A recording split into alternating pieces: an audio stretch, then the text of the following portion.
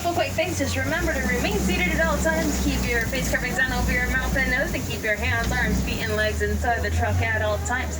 Now it does get a little bit bumpy. I try to drive as smoothly as I can. But overall, it tends to get pretty wild out here. Rhino, a couple of black rhinos actually. Tell they're black rhinos because they're a little bit smaller than white rhinos. They're still about 2,000 to 3,000 pounds, and they have a very prehensile upper lip. Notice it's kind of pointed forward, kind of in a triangle shape. And it's perfect for a browsing animal once again. They pick leaves off of bushes and trees instead of off the ground. Now they have two horns on their head. They're both made out of keratin, similar to what our fingernails are made out of. Animal coming up on the left-hand side. Some of my favorites out here. See these horns that are crested towards their backs? They're sure as I'm getting tangled up in the underbrush. I also love those big ears. They are quite adorable. This is Baxter. Hi there, buddy. Now each one of these hippos is about 4,000 pounds, but don't let that fool you. They can actually run about 30 miles an hour up on land. They're definitely nothing to mess with. And we also have our pink-backed pelicans here.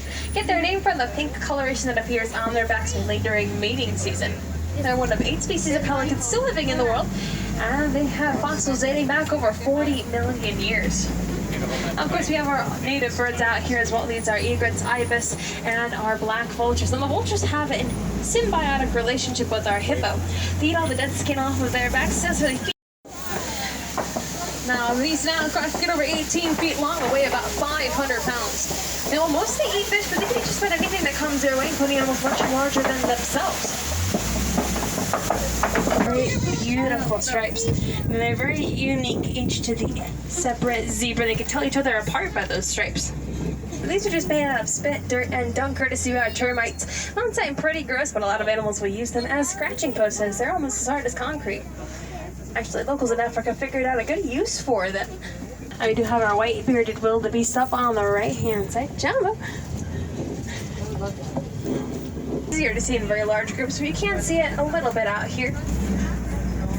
Sleeping in rows gives them that security of being in a very large group, but they're able to get away if they need to very easily. Stampeding, they can get pretty wild. But they also have another name as well. It is gnu. It's G-N-U. It's after the sound they make. It's almost a mooing sound. But these Ankole cattle have a much better mooing sound. They have very large horns. They're also known as Watusi cattle, after the Watusi clan that first domesticated them.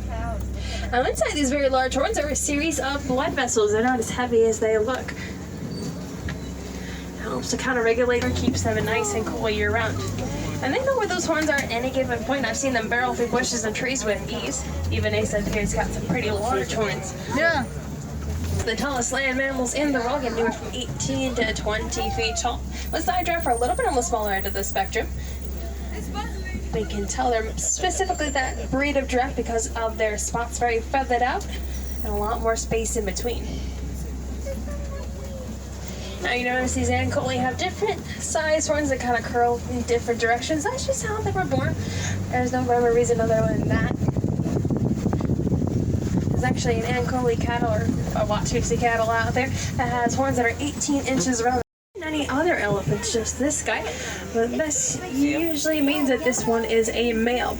Males will usually go off on their own once they reach maturity, but they can make herds of other males. That is known as a bachelor herd. They can use those trucks pretty dexterously. Not sure exactly what he's doing over there. It's very interesting. They can pick up very small objects and very definitely probably pushing around the 14,000 mark out here.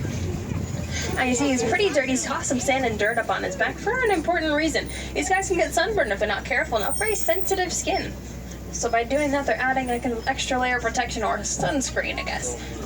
Because they might actually come up to the truck. And as cool as that would be to have a 14,000 pound animal come up to the truck, this truck is definitely not built for that. But it is cool to be able to see these gentle giants out here. They can be pretty destructive though with those tusks and their trunks, as they're pretty powerful. And a lot of them have been poached for those beautiful ivory tusks. actually some of us humans are the biggest predators out here. Looks like we got our greater flamingo flock, very noisy out here today. And these are the lightest species of flamingo.